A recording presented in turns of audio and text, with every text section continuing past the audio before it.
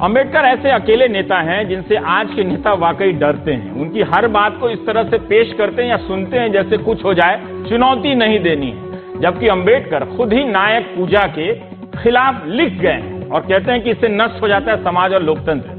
अब दूसरा प्रसंग जिसमें गांधी जी से अंबेडकर पूछते हैं कि कांग्रेस हमारे आंदोलन का विरोध क्यों करती है और मुझे देशद्रोही क्यों कहती है। देशद्रोही से याद आया, हमें तो लगा कि आजकल ही शुरू हुआ है, लेकिन इसका इतिहास देखिए कहां कहां है। इसके जवाब में गांधी कहते हैं कि आप सबसे बड़े देशभक्त हैं। तब की बंबई विधानसभा में बोलते हुए डॉक्टर अंबेडकर कहते हैं, ये एसआर दारापुरी साहब ने हस्तक्षेप.com पे लिखा है।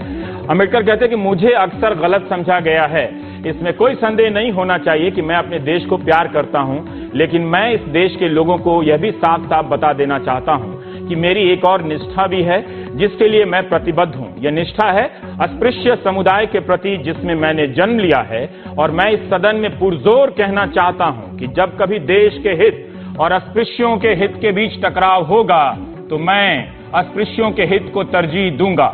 अगर कोई आतताई बहुमत देश के नाम पर बोलता है तो मैं उसका समर्थन नहीं करूंगा।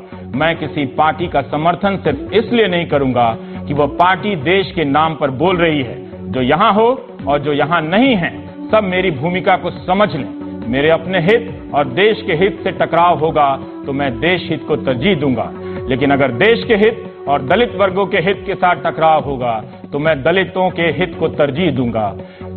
सोचिए, आज तो पार्टियों में दलित नेता अपने हितों को छोड़ देते हैं पार्टी निष्ठा के चलते, लेकिन डॉक्टर भीमराव अंबेडकर क्या कह रहे थे। कल अगर कांग्रेस